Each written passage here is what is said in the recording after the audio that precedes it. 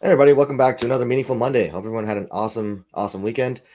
And today we're talking about how not to network on LinkedIn.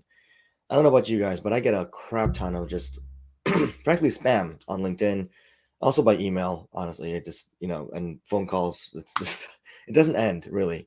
Um, and people find new and creative ways to be annoying. But LinkedIn is one of the, frequent flyers in terms of things that annoy me in terms of people reaching out with frankly, just really bad communication, really bad offers. So today we're going to dive in a little bit and show some examples of good and bad networking.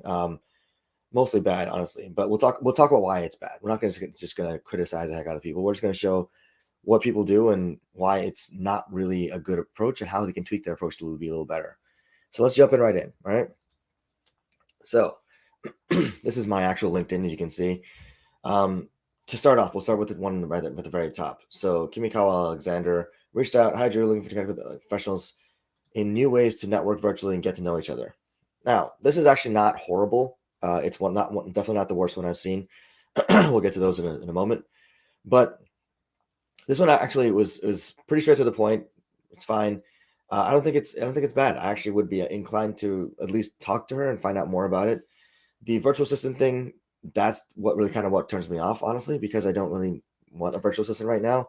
And I get contacted by a lot of companies asking me if I want a virtual assistant. And most of them are not really that great, to be honest with you. So I'm less inclined because I know what she does, but this message is not bad. I think this message is actually fine. I would like to see a little more about the message, talking about why specifically he's talking to me, what drew her to my profile, something that personalizes it a little more to me personally, and as opposed to just this is a a general message she sends to everyone on that she found on LinkedIn. Um, just change the name out. So she could easily send this message to like 50 people, and my name would be the one just the thing she changes out, and that's entirely possible. But like I said, it's not horrible. Um, Another one that's pretty generic. I like to add to my professional network on LinkedIn. That's a LinkedIn message, so I'm not going to accept that one because it just doesn't show any reason for me to reach out to want to talk to her, want to connect with her. Helping service professionals maximize their impact. How? What is it? By doing what? That's a very vague idea, and it's not really something that I'm inclined to respond to, right? Scrolling down here, this is a great example of what not to do. Hi, first of all, it's LinkedIn. Two eyes and hi is not acceptable. Sorry. So immediately, not attractive, not interesting. Um, Red flags go up. Looks like spam. But let's read the rest of it. Just got to know from your profile that that you actively looking for a job. Job capitalized, space, exclamation point. You actively looking for a job. Not great English, buddy. So I'm definitely not going to be accepting this request. Not going to talk to you. But I want to read the rest of this just to go through this and why it sucks. If you tired submitting application, facing interviews, and not getting success, try our guaranteed success get a job program. If sounds good, ping me back. I would be more than happy to get you job. Um, no, no. There's so much wrong with this. First of all, again, hi. It's not a professional. LinkedIn is a professional network. All right.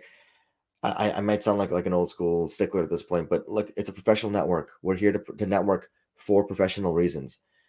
Hi with two eyes is not okay. Hey is also barely okay, not really, unless you know the person, right?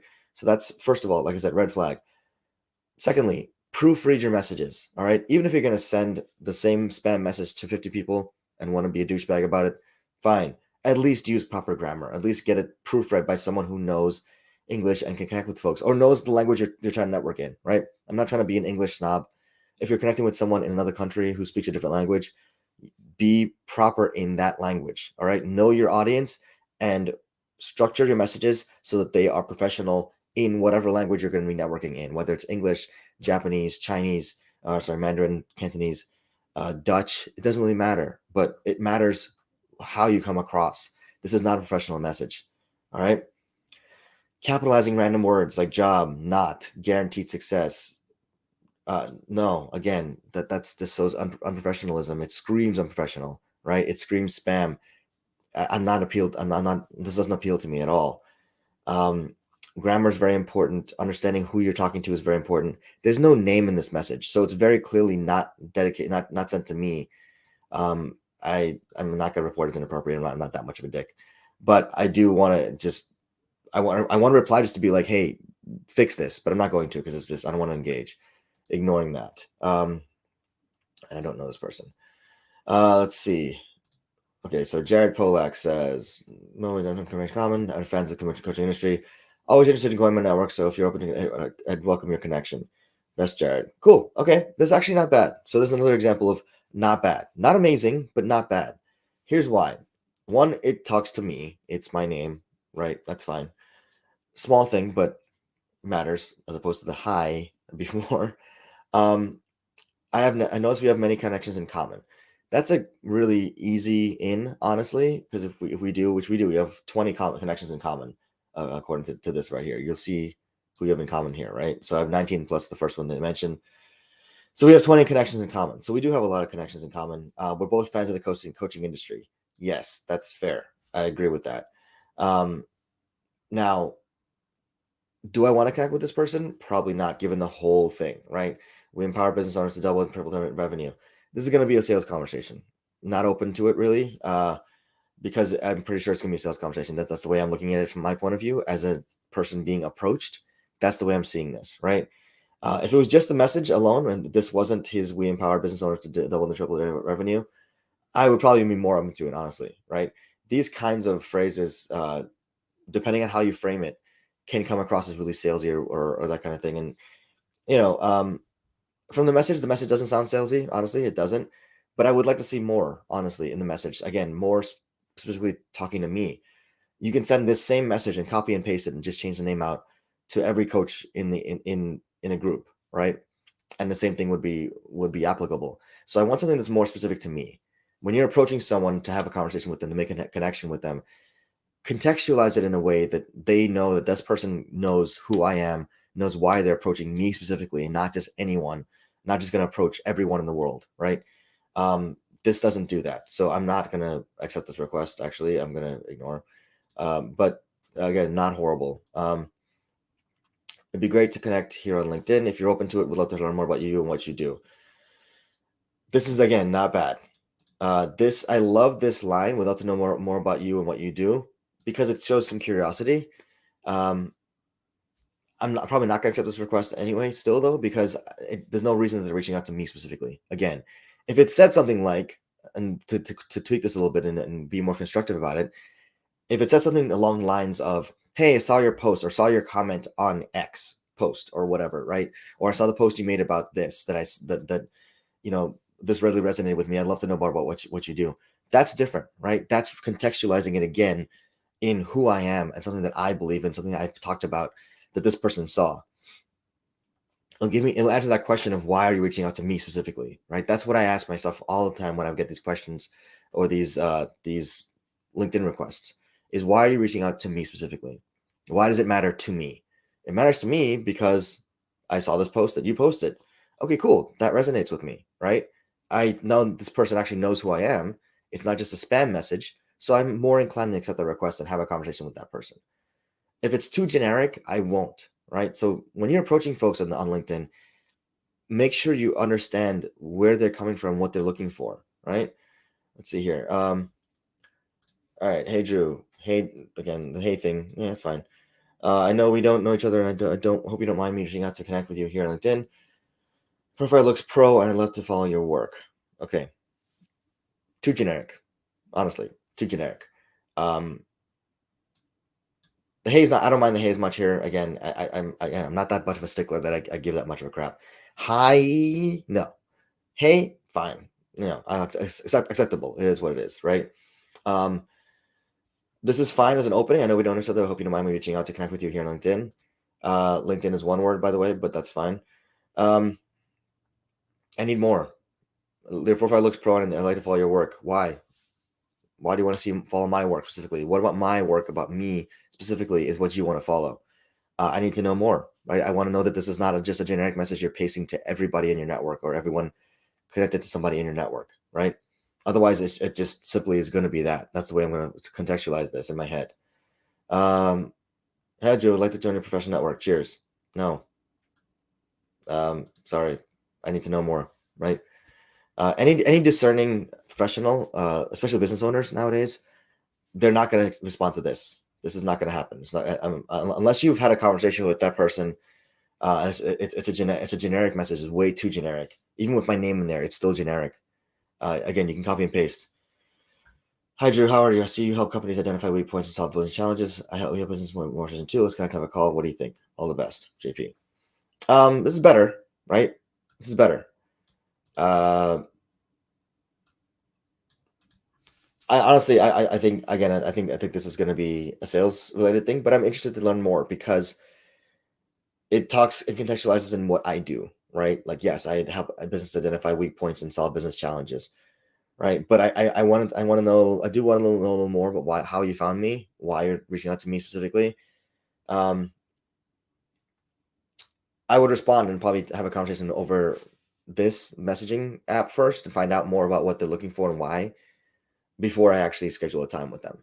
But it's at least enough for me to know that they're reaching out to me and that they have some idea, some general idea of what I do, and that's going to want me to reach out to them, right? Let's see here. Value Bath. Let's see. Andrew, as we both work in the coaching field, thought we could connect on LinkedIn so we can learn from each other's content that we each post. Still, a little better because again, it's contextualized. We both work in the coaching field, connect and learn from each other's content. That's fair. I would still love to know more about why specifically me, right? So, those are a couple different ideas and different things we're talking about here. I don't want to go through my entire because this could take days, as you understand, right? So, you're gonna do this here, but the big idea being contextualize whatever your approach is going to be in the message, right? Approaching someone on LinkedIn is not a problem. It's not the issue. It's how you approach someone. It's not how you reach out to them and say, "Hey, I'd love to connect with you. I'd love to learn more about you or who you are." You got to understand that person is probably getting, like I am, 50 messages a day or 5-10 messages a day or whatever, a crap ton of messages, 90% of which are spam, right? So when you get that much spam, your guard is up. You're like, dude, I don't want to waste my time. I don't want to waste my energy. I have a finite amount of both, right? Remember, as a business owner, the most important thing you have is time. It's not money. You can always make another dollar. You can never make another minute. So when I'm trying to give up my time for someone to have a conversation with them, it gets really, really annoying if all they're trying to do is have a sales pitch with me, because I don't want to buy anything right now that I know of, right? I mean, it may be something that I don't know of, that I'm not aware of, that I might need, that might make my life a little easier. But frankly, I'm not trying to find out about that right now. I'm trying to build my business.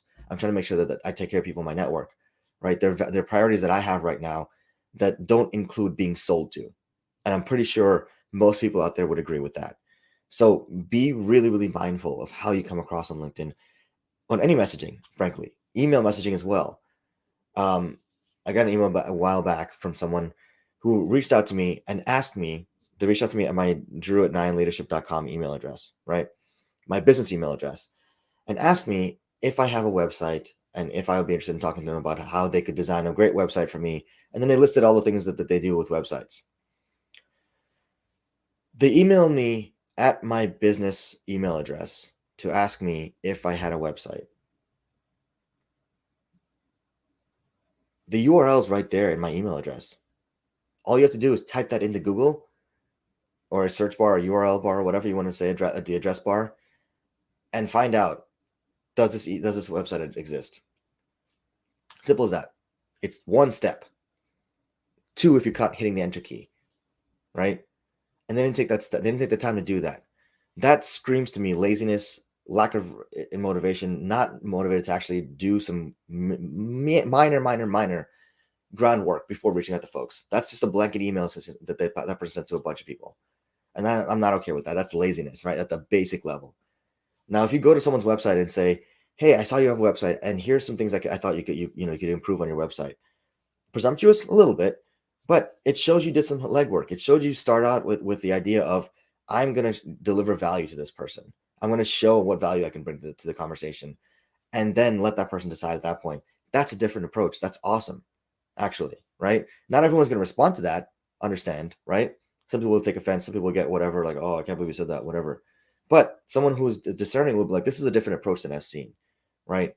this person took the initiative to look at my website proactively and tell me how they can improve it. Tell me what I could be doing better, right? Now I'm more inclined to talk to this person. But if you're going to send an email to somebody talking about a website, for example, anything, frankly, but websites are easy, right? At least Google the person, at least do some minor research and find out, does this person actually already have a website? And if so, what does it look like, right? That's the basic laziness that shows me that I have no desire to do business with you on any plane of existence. So understand when you're approaching folks on LinkedIn or through any medium, frankly, even in person, right? That person is not obligated to talk to you. Two, they're probably getting approached by a bunch of different people. So you have to differentiate yourself up front. And three, contextualize whatever your approach is going to be and why you're talking to that person. Why are they interested in talking to you, right? Why should they give up their precious time to talk to you and not just delete your message, right? Understand that person has their motivations as well. And being sold to is not one of those motivations. So anyway, today was a little longer video for Meaningful Monday, but I hope it was helpful for you guys. Let me know what you thought in the comment section below. If you like the video, hit the like button, hit subscribe. Let me know what you thought, like I said. And feel free to share this as much as you can with folks who this would resonate with. All right? Thanks a lot, everyone. Take care. Stay safe. Have a great rest of the week. And I'll see you on Thursday for Chai with Coaches with Naheed.